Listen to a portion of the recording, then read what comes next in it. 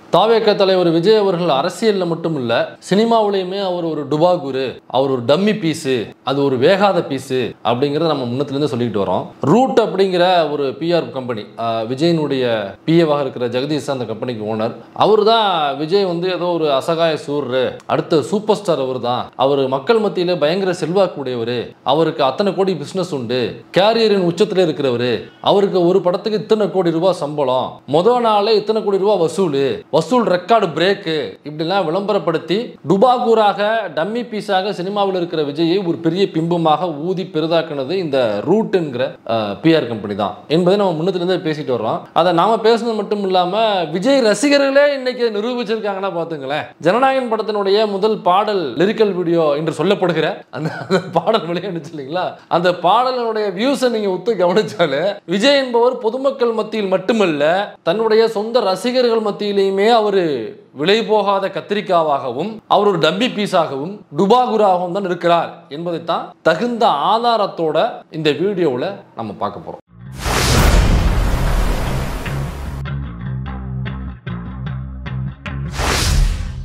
விஜய் என்கிற பிம்பம் ஒரு ஊதி பெரிதாக்கப்பட்ட பிம்பமே தவிர தானாக அது வளர்ந்த பிம்பம், தானாக பெரிதான பிம்பம் அப்படின்னு கிடையாது மக்கள் மத்தியில். குறிப்பாக இந்த ஜெகதீஷ் என்கிற அவருடைய பிஏ, அவர்கிட்ட போய் பிஏவாக ஜாயின் பண்ணதுக்கு அப்புறம் தான் அவர் ஒரு ரூட்டுங்கிற ஒரு பிஆர் கம்பெனியில் விஜயனுடைய ப்ரொமோஷன் அது நடைபெறுது. அந்த ப்ரொமோஷனுக்கு அப்புறம் தான் விஜய் வந்து பெரிதாக ஊதி பெரிதாக்கப்படுகிறார். குறிப்பாக அந்த விகடன் என்கிற அந்த பத்திரிகையில் ஒரு சர்வே நடத்துகிறாங்க, அடுத்த சூப்பர் ஸ்டார் யார் அப்படின்னு ஒரு சர்வே நடத்துகிறாங்க. அதில் அடுத்த சூப்பர் ஸ்டார் ரஜினிகாந்துக்கு அப்புறம் அந்த மாஸ் அப்படிங்கிறது விஜய் கிட்ட தான் இருக்கு அப்படிங்கிற ஒரு பிம்பத்தை ஊதி கிரியேட் பண்றாங்க. அதுக்கப்புறமா தான் விஜய்க்கு வந்து இவ்வளவு கோடி வசூல், கேரியரின் உச்சத்தில் இருக்காரு, அவருடைய சம்பளம் இவ்வளவு பாருங்க, விஜய் வந்து அண்ணாவை சேரவை பார்க்க போயிருக்காரு, விஜய் வந்து இங்கே போயிருக்காரு, விஜய் இதற்கு ஆதரவு தெரிவித்தார், விஜய் அதற்கு ஆதரவு தெரிவித்தார், இப்படிங்கிற அந்த பிம்பங்கள் எல்லாம் அவரை சுற்றி கட்டமைக்கப்பட்டதை தவிர அது தானாக பொதுமக்களால் கொடுத்து வளர்ந்தது என்பது கிடையாது. நீங்க இந்த ஜனநாயகன் படம் ஃபர்ஸ்ட் லிரிக் வீடியோ ரிலீஸ் ஆயிருக்கு இல்லைங்களா, இதுக்கு முன்னாடி கோட்டு, லியோ இப்படி வரிசை ரிலீஸ் ஆனிச்சு இல்லைங்களா, நீங்க ஒரு 5 அல்லது 6 படத்துக்கு முன்னாடி எடுங்க, விஜய்க்கு இவ்வளவு பெரிய செல்வாக்குங்கிறது இருக்காது. எனக்கு சமீபத்தில் தான் இந்த பிம்பம்ங்கிறது பெரிதாக ஊதி பெரிதாக்கப்பட்டது. சரி, நம்ம பேசிக்கிட்டே இருக்கோம்னா நேரடியாக ஆதாரத்துக்கு போடுவோம். இப்போ ஜனநாயகன் படத்தினுடைய அந்த ஃபர்ஸ்ட் லிரிக்கல் வீடியோ அப்படிங்கிறது ரிலீஸ் ஆனிச்சு. சரி, இந்த லிரிக்கல் வீடியோவில் முதல் நாள் அதாவது சூப்பர் ஸ்டாருக்கு அடுத்தது அவர் தான் அல்லது சூப்பர் ஸ்டாரை தாண்டிட்டார் அப்படின்லாம் நம்ம பேசிட்டு இருக்காங்க. ரஜினிகாந்த் அவர்களை தாண்டி விட்டார், சம்பளத்திலும் சரி ரசிகர்களிலும் சரி எல்லா அவருடைய செல்வாக்கிலையும் சரி சூப்பர் ஸ்டார் ரஜினிகாந்திற்கு தமிழ்நாட்டில் இருக்கிற செல்வாக்கை விட அதிகமாக இன்னைக்கு விஜய்க்கு இருக்கிறது அப்படிங்கிற ஒரு ஊதி பெரிதாக்கப்பட்ட கட்டமைப்பை இன்னைக்கு சோசியல் மீடியா வழியாக அந்த விர்ச்சுவல் வாரியர்ஸ் வழியாக அதை அவங்க கட்டமைச்சிட்டு இருக்காங்க. இதுல தான் விஜய் வந்து ஒரு தன்னுடைய படத்தினுடைய ஆடியோ லான்ச்ல பேசுறாப்ல, அதாவது ரஜினிகாந்த் அவர்கள் ஒரு ஓமையை சொல்லி பேசும்பொழுது ஏதோ காக்காய் அப்படின்னு சொல்லி பேசுறாரு, இவர் அதை கிண்டல் பண்ணி இவர் பருந்தோ ஏதோன்னு சொல்லி இவர் கிண்டல் பண்ணி பேசுறாப்ல. அப்புறம் அப்பா சட்டையை நான் போட்டுக்கிறேன், என் சட்டையை அப்பா போட்டுப்பாரு இப்படின்லாம் ஒரு டயலாக் பேசி ரஜினியை விட நான் பெரிய ஆள் என்பதை மறைமுகமாக கடைசி படத்தினுடைய இதற்கு முன்னாடி வந்த படம் நினைக்கிறேன், கோட்டுன்னு நினைக்கிறேன், அதனுடைய ஆடியோ லான்ச்ல பேசினதாக நினைவு, அல்லது லியோ படத்தினுடைய ப்ரொமோஷன்ல பேசியிருப்பாங்க நினைக்கிறேன். ஸோ ரஜினிகாந்தை விட அதிகமான செல்வாக்கு இருக்கு அப்படின்னு பேசிக்கொண்டிருந்த இவர் அப்பொழுது இந்த ஜனநாயகன் படத்தினுடைய பாடல் அப்ப அவ்வளவு பெரிய ஆளு, இன்னைக்கு கூட அந்த படத்தின் அந்த மன்னிக்கணும் அந்த கட்சியினுடைய படம்னு பேசி அப்படி அந்த கட்சியினுடைய முக்கியமான பொறுப்பாளர் அந்த ஐஆர்எஸ் ஆபீசர் இருக்காரு பார்த்தீங்களா, அருண்ராஜ் என்கிற ஐஆர்எஸ் ஆபீசர், அவர்கிட்ட இன்னைக்கு பத்திரிகையில ஒரு கேள்வி கேட்டிருக்காங்க, வரும்போது மீடியாக்கள் கேள்வி கேட்டிருக்காங்க. அப்ப அவர் சொல்லியிருக்காரு, 41 உயிர்கள் கரூரில் பலி போனதுக்கு அப்புறமும் கரூர் மக்கள் கிட்ட விஜய்க்கு நல்ல வரவேற்பு இருக்கிறது. அது மட்டும் இல்லாம பொதுமக்கள் மத்தியில் அந்த 41 உசுறு போனதுக்கு அப்புறமும் ஏகப்பட்ட வரவேற்பு இருக்கு அப்படின்னு சொல்லியிருக்கிறாப்ல. அந்த வரவேற்பு மண்ணாங்கட்டி என்ன அப்படிங்கிறது இப்போ நம்ம பார்ப்போம். இந்த ஜனநாயகன் படத்தில் அப்போ அவ்வளோ பெரிய ஒரு ஹீரோனுடைய ஃபர்ஸ்ட் லிரிக்கல் வீடியோ ரிலீஸ் ஆகுது, அதுவும் அது அவ்வளோ பெரிய ப்ரொமோஷனை கட்சி ஆரம்பிச்சிட்டாரு.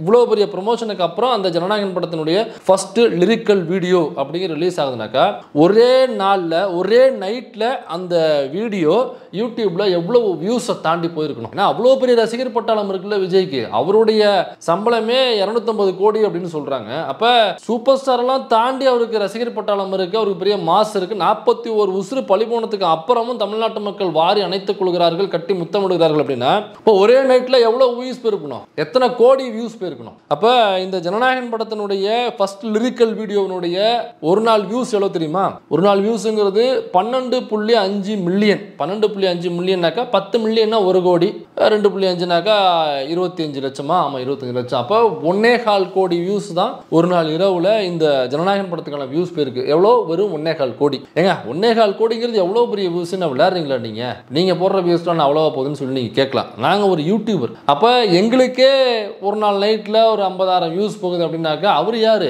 Super star. ரஜினியெல்லாம் தாண்டின ஒரு சூப்பர் ஸ்டாருக்கும் சூப்பர் ஸ்டார் அவர்.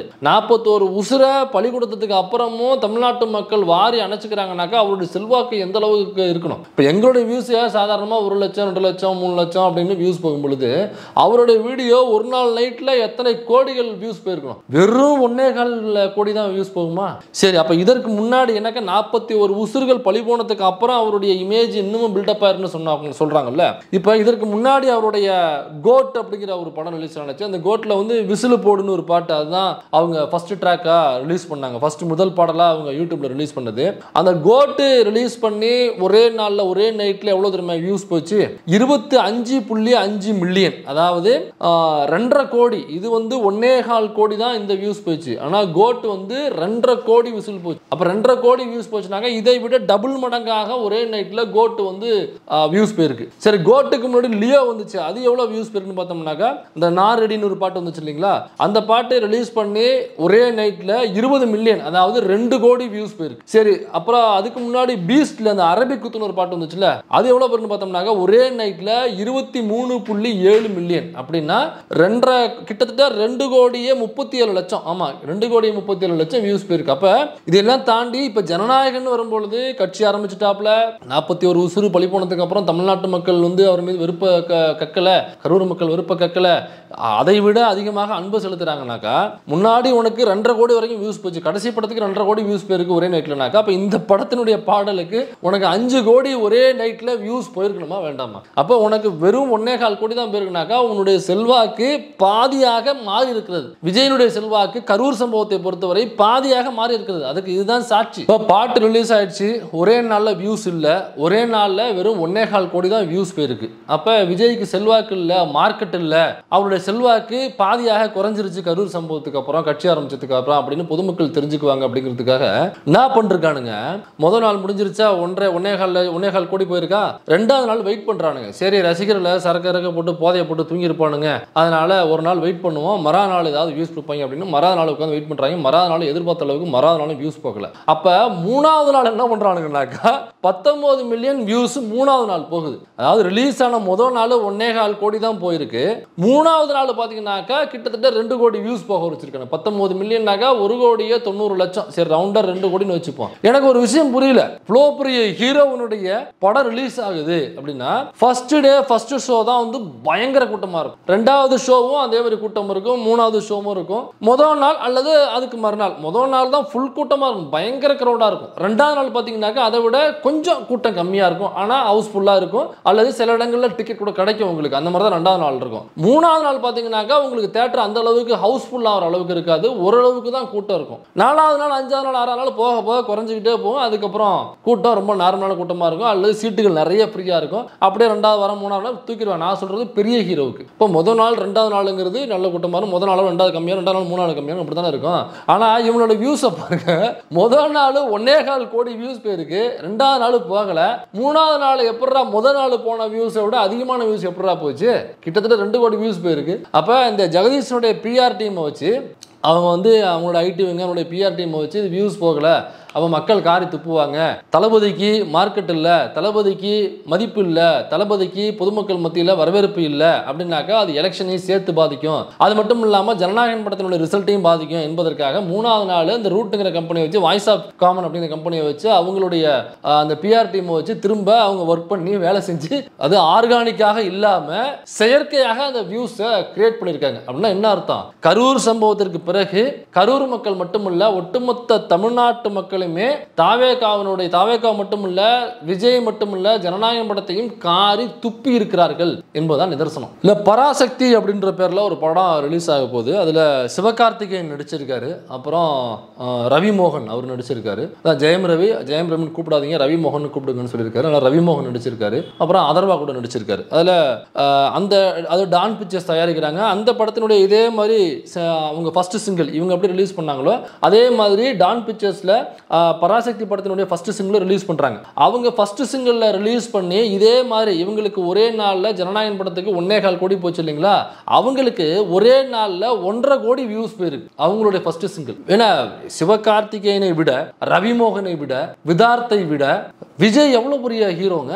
கட்சி ஆரம்பிச்சிட்டாரு, 41 உசுரை பலி கொடுத்ததுக்கு அப்புறமும் தமிழ்நாட்டு மக்களே வாரி அணைக்கிறாங்கன்னு சொல்லியிருக்காப்புல, அவ்வளோ பெரிய கேரியரின் உச்சத்தில் இருக்கிறாப்புல, சூப்பர் ஸ்டாரை எல்லாம் தூக்கி சாப்பிடுகிற ரசிகர் பட்டாளம் இருக்குன்னு தண்டோரா போட்ட அந்த ரூட்டுங்கிற பிஆர் கம்பெனி இருக்கு இல்லைங்களா, அப்புறம் வாய்ஸ் ஆஃப் காமன் அப்படிங்கிற பிஆர் கம்பெனி இருக்கு இல்லைங்களா, இப்போ அங்கே சிவகார்த்திகேயன் என்கிற ஒற்றை நபர் ஒரே நாள் இரவுல இந்த PR team, Jagadish PR team இல்லை, வாய்ஸ் ஆஃப் காமன் இல்லை, வெர்ச்சுவல் வாரியர்ஸ் இல்லை, இப்படி எதுவுமே இல்லாமல் சிவகார்த்திகேயன் என்கிற ஒற்றை நபருடைய முகத்துக்காக 1.5 கோடி ஒரே நாளில் வியூஸ் போயிருக்கு. ஜனநாயகன் எவ்வளோ பெரிய படம், எவ்வளோ பெரிய ஹீரோ இருக்காரு, எவ்வளோ பெரிய பட்ஜெட், அது ஒரே நாளில் வெறும் 1.25 கோடி. டான் பிக்சர்ஸ்ல சிவகார்த்திகேயன் நடிக்கிற படத்தினுடைய பராசக்தி படத்தினுடைய ஃபர்ஸ்ட் சிங்கிள் வருது, அது ஒரே நாளில் 1.5 கோடி வியூஸ் போகுது. இதில் டான் பிக்சர்ஸ்லேருந்து குத்தலா ஒரு ட்வீட் போட்டுருந்தாங்க, நாங்கள் வந்து ஆர்கானிக்காக ஒரே நைட்டில் இவ்வளோ வியூஸ் எடுத்திருக்கேன் அப்படின்னு அவங்க ஒரு ட்வீட் போட்டிருந்தாங்க. அது உங்களுக்கு இப்போ ஷோ ஆகும் பாருங்க.